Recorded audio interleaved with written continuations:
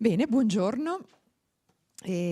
A Corrado Poli dico ben ritrovato perché era da un po' di tempo che non ci si vedeva e questa è l'occasione propizia, buona per presentare anche un suo lavoro e per ritrovarsi anche, quindi benvenuto in quello del Consiglio regionale. Questa è la Casa dei Veneti perché appunto è la sede, è il luogo del nostro Consiglio e quindi rappresenta tutti i Veneti ed è il luogo ideale per presentare un lavoro che parla di Venezia. Lo facciamo insieme a Corrado Poli, ma anche a Fulvio Caputo, che è qui con noi oggi, che ringrazio per la presenza. Utopia Giudecca ci parla di una realtà, che è una realtà di immaginazione, potremmo dire anche onirica, potremmo dire di sogno, ma che poi trova un riscontro nella realtà e non è altro che la realtà veneziana, perché Venezia è una realtà di sogno, è una realtà di fascino, sulla quale è possibile, a mio avviso, fare anche delle elaborazioni, nel senso che dà proprio spazio alla fantasia e in una realtà come Venezia appunto possono essere valutati dei modelli anche innovativi proprio parlando di rapporto tra uomo e ambiente, perché da sempre questo contesto ha dimostrato come l'uomo cerca di adattarsi all'ambiente circostante con tutte le sue fragilità e con anche le potenzialità che ha. E ben venga quindi se ci possono essere anche dei professionisti che ci conducono nel valutare altre visioni, altri paradigmi nel considerare Venezia, che poi non è solo Venezia, questo è il punto di partenza per poter parlare di ambiente, per poter parlare di ecologia ed estendere poi questi concetti in ambiti diversi, mutatis mutandis, ma che presentano appunto dei tratti comuni e con persone che hanno anche delle visioni appunto innovative, vedere anche con occhi diversi. Allora lo facciamo oggi e cerchiamo quindi di capire, per avere anche delle chiavi di lettura e conoscere Utopia Giudecca, che cosa ha rappresentato, che cosa rappresenta e conoscere un po' i contenuti per poter apprezzare la realtà che ci circonda. Io cederei a questo punto la parola a Corrado Poli per introdurci e per farci conoscere l'argomento. Grazie dottoressa Venturini.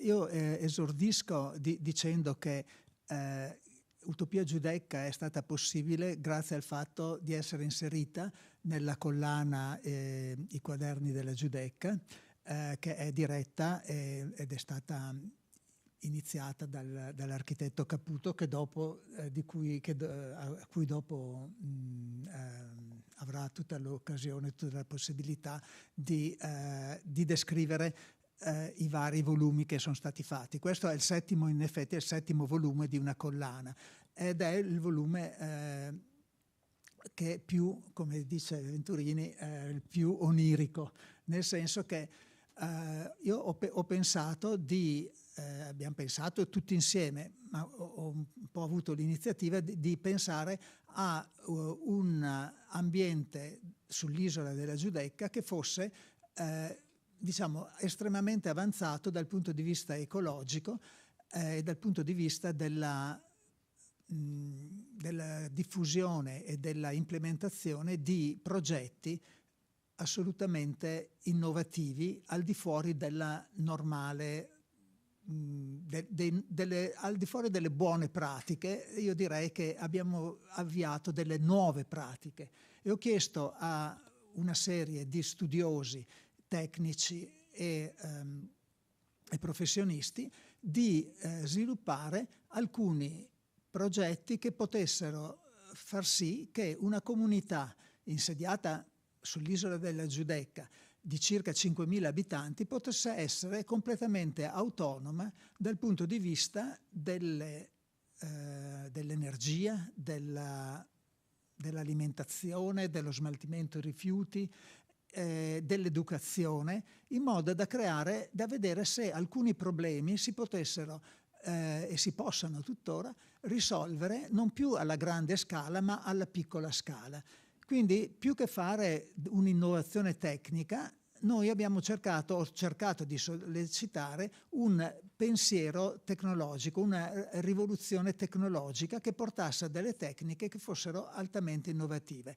Ecco, sono intervenuti 18 studiosi di grande valore di varie università italiane, dall'Università di Bologna, dall'Università di Bolzano, di Ferrara e dallo UAV naturalmente, che è stato anzi forse il centro dell'elaborazione. Ecco, questo libro, la componente onirica di cui si diceva prima, si basa su una descrizione di come sarà la Giudecca, utopica naturalmente, nel 2040, ed è organizzato sulla base dei 5 giorni della settimana. Il lunedì è il tema come la creazione. Ecco, questo non per credermi Dio onnipotente, ma solamente per organizzare la materia.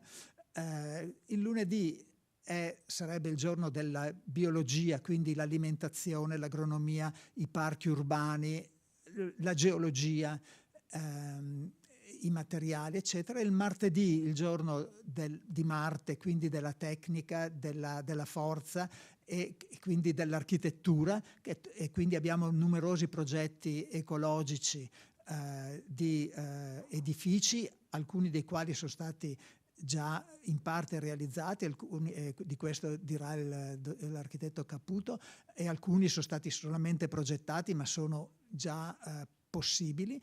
Le infrastrutture, eccetera. Il mercoledì è il giorno di Mercurio, quindi l'economia e la finanza a livello locale di un paese che si autosostiene. Il giovedì il potere Giove, il potere politico, e quindi l'autogoverno, come autogovernare una piccola comunità, quindi anche forme di partecipazione, eccetera. Il venerdì il giorno di Venere, e cosa c'è di più erotico che dell'educazione, che insegna alle persone il desiderio di conoscere, di sapere. Abbiamo anche coinvolto dei pedagogisti, 2 pedagogiste in particolare, Beate Weiland e Vaccher, che hanno proposto dei nuovi modelli di scuola in spazi utopicamente nuovi ma praticabili, e un modo di educare a contatto diretto con la natura. Ecco, tutti questi progetti sono attuabilissimi. Tutto quello che è stato introdotto si può fare.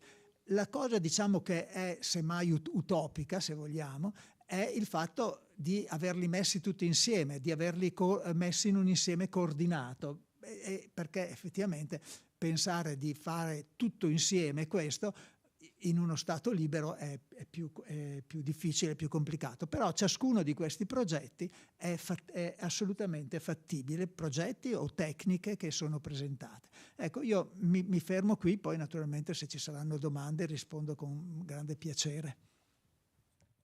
Grazie mille. Io adesso cederei la parola allora all'architetto, perché possa appunto dare la sua prospettiva, la sua visione, il contributo che ha dato nella realizzazione, nella collana in generale, per la realizzazione, appunto perché ci possa far entrare più nel cuore della questione. Grazie. Grazie a lei. La collana Prospetti Veneziani si occupa di progetti, di iniziative, di attività che secondo noi disegnano il futuro nell'ambito della città metropolitana. Non ci occupiamo di quegli attori le cui strategie sono a grande scala. Sto parlando dell'aeroporto, della Fincantieri, dell'autorità portuale, quindi di questi grandi attori della trasformazione e quindi facitori anche del nostro futuro e del territorio, ma di quegli attori che con le loro iniziative incontrano anche il nostro quotidiano. Sto parlando della raccolta dei rifiuti nell'economia circolare della città metropolitana, sto parlando del nuovo piano degli interventi che interessa a tutti i cittadini che sono intenzionati a costruire o trasformare le proprie abitazioni. Quindi sto parlando di questo tipo di progetti e di iniziative. Non credo però che la curiosità di chi viene ad ascoltare una presentazione sia tanto quella di conoscere delle informazioni che stanno anche nel risvolto di copertina dei libri. Penso che sia forse più interessante spiegare perché abbiamo fondato questa rivista in un paese, soprattutto in una città che di produzione letteraria ne ha in grande misura. Perché il gruppo di lavoro che ha fondato questa rivista ha una sua ipotesi di fondo sulla città e sul suo territorio. Noi siamo convinti che la città, che con la città di Venezia si sia chiusa un'epoca, che noi abbiamo chiamato l'epoca della salvaguardia. Un'epoca iniziata nel 1966 con la grande alluvione, che nel 1973 è stata, uso il termine, istituzionalizzata con la legge speciale per Venezia. È stato un momento in cui la comunità veneziana, tutta la società veneziana si è sentita partecipe dell'obiettivo di salvaguardare la propria città, integrità fisica che era stata messa in dubbio. E a questo grande progetto ha partecipato la pubblica amministrazione locale, il governo, ma poi anche le istituzioni nazionali, internazionali, eccetera, eccetera. È stato un tempo importante per la città perché è stato un tempo di un progetto condiviso. E nel progetto condiviso le singole iniziative dei singoli, delle associazioni, anche di noi cittadini, sono tutte rafforzate da questa grande condivisione di un obiettivo che abbiamo in comune. Però questo tempo è finito. Il 20 luglio del 2020, con l'alzata delle paratie del Mose, si è determinato la fine di questo progetto. Devo dire che la società civile in qualche modo aveva già sentito la fine di questo progetto condiviso, perché sempre di più anche nei media traspare un certo pessimismo, una certa difficoltà di vedere il futuro in maniera positiva. Perché? Perché secondo noi è finito un grande progetto. E quindi un momento di grande opportunità perché si apre uno spazio, soprattutto politico, all'interno del quale fondare dei nuovi disegni. Noi, nel nostro piccolo, che cosa stiamo facendo con i nostri volumi?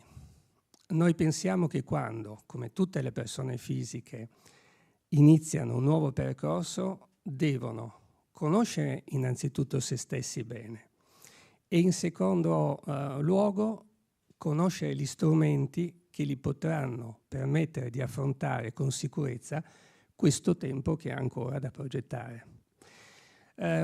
Cito due dei libri che abbiamo inserito in questa collana. Uno è dedicato al piano degli interventi.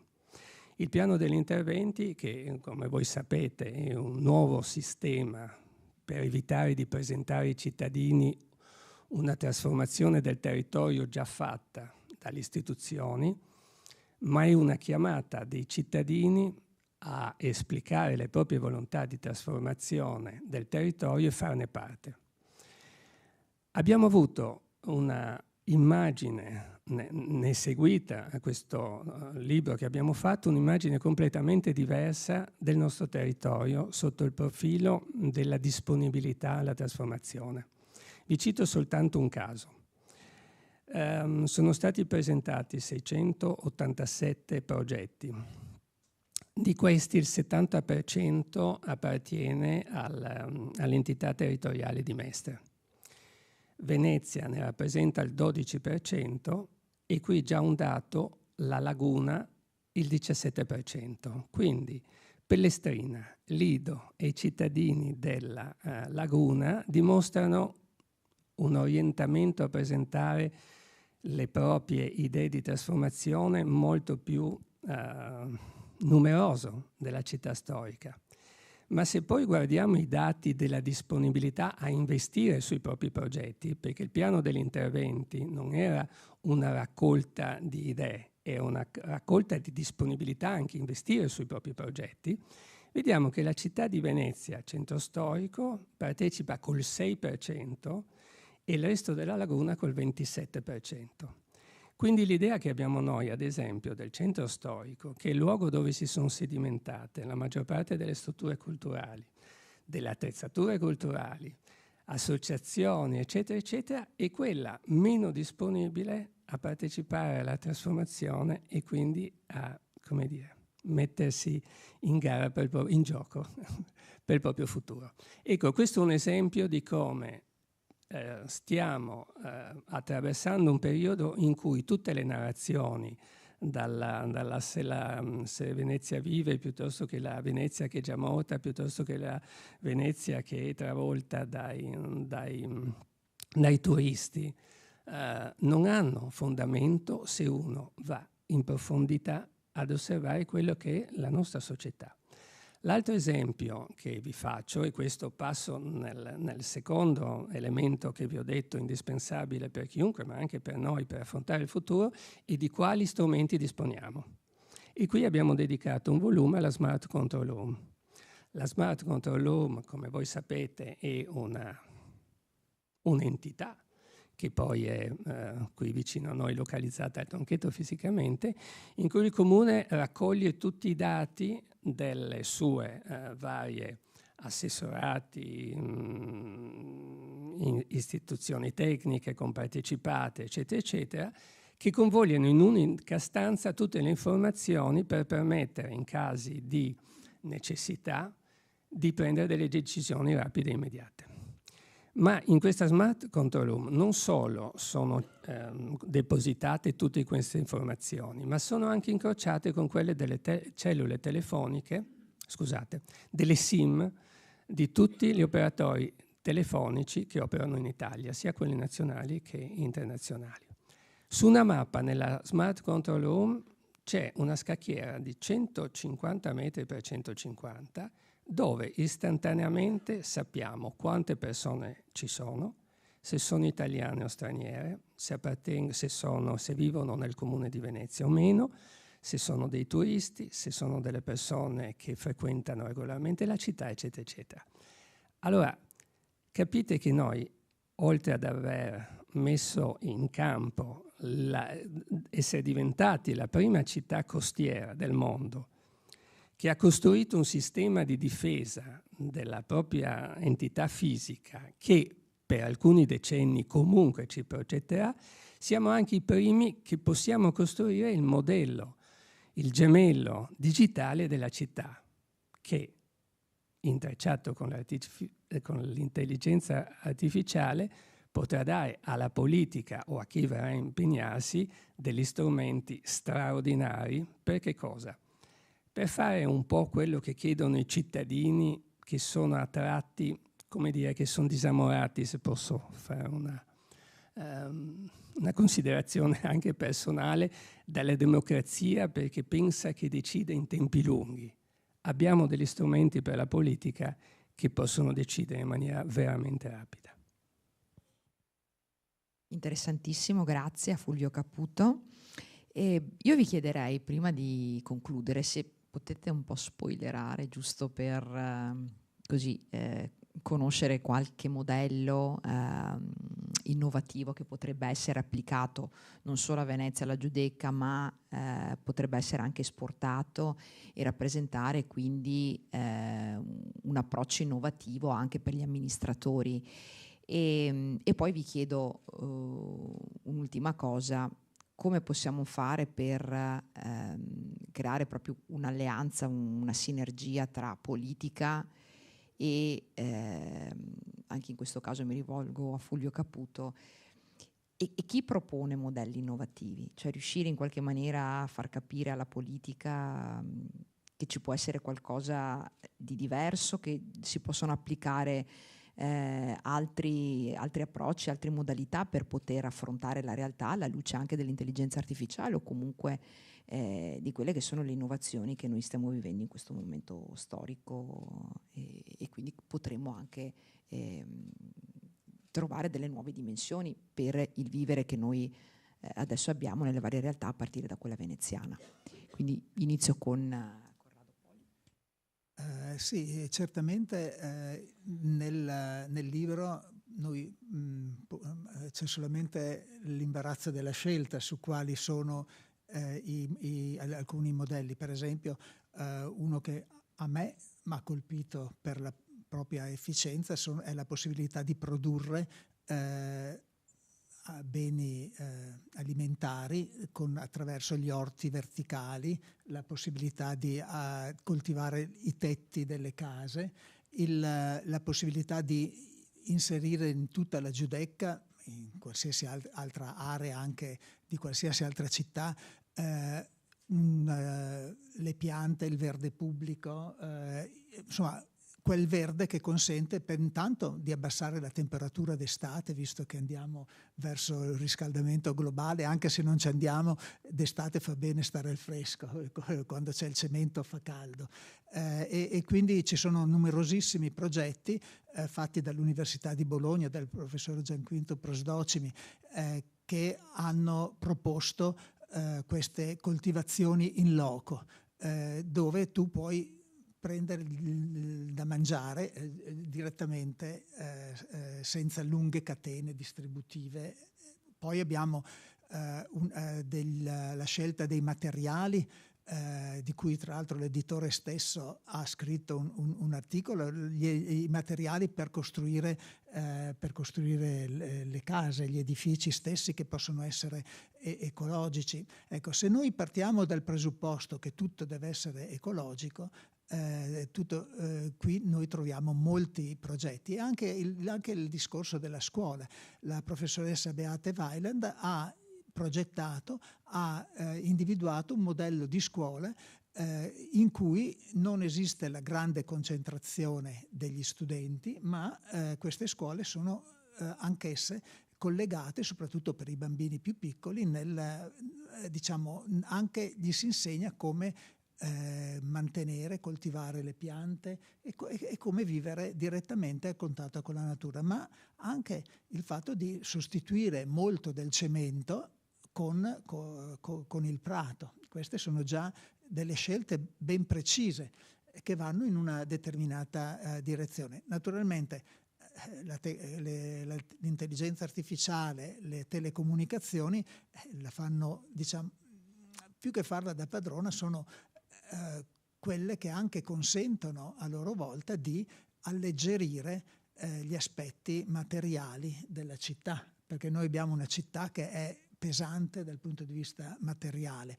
L'intelligenza artificiale e le telecomunicazioni possono alleggerire molte di questi aspetti che ora risolviamo solamente con la materia, con le grosse opere.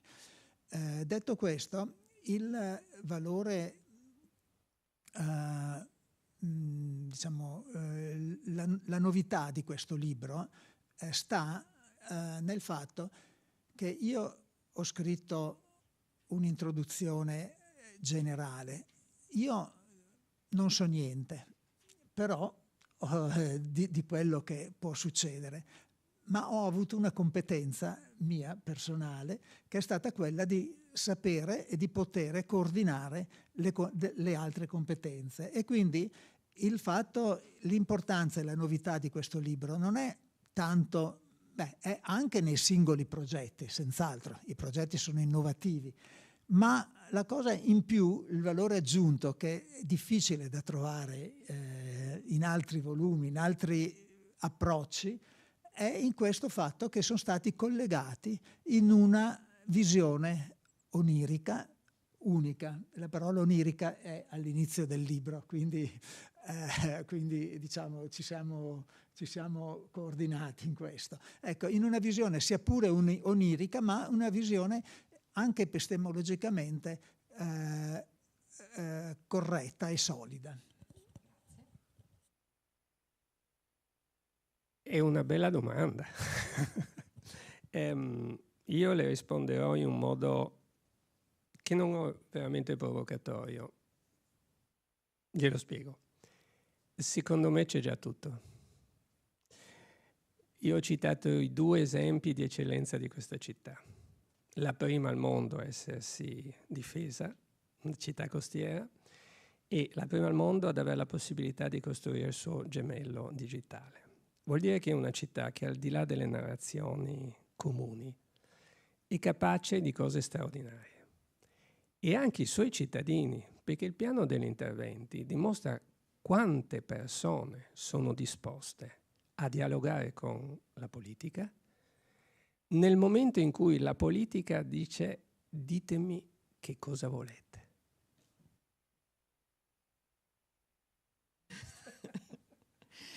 Ci vorrebbe un po' più di sensibilità allora da parte della politica per essere recettiva. Con queste azioni mi pare che la politica l'abbia dimostrato nella nostra città. Quindi ci può essere anche una classe politica che riesce anche a recepire, a tradurre poi in un dato di realtà. Avere un po' più coraggio a fare questo salto. Quindi potremmo dire che c'è materia, c'è sostanza e c'è anche voglia di fare, bisogna un po' creare le condizioni per favorire, per agevolare. Allora, con questo auspicio ringrazio moltissimo Corrado Poli e Fulvio Caputo per questa opportunità che ci hanno dato, perché il sogno ci distingue dalle macchine. E il sogno ci permette quindi di vedere cose che non si vedono nelle realtà, ma che potrebbero essere realizzate. Con questo appunto auspicio, augurio che con una maggiore sensibilità noi possiamo guardare al futuro con occhi di sogno e si possono così trovare anche delle soluzioni ai problemi che rispetto al passato non si pensavano, ma proprio grazie all'immaginazione, come diceva Einstein, che si riescono a trovare anche le soluzioni ai problemi. Grazie veramente di cuore per questa bella opportunità che ci date e continuiamo quindi a goderci la nostra Venezia, sperando sempre che si colga il suo grande valore e chi l'amministra riesca a trovare le soluzioni migliori perché possa sopravvivere nei millenni come è stato fino adesso. Quindi grazie a tutti.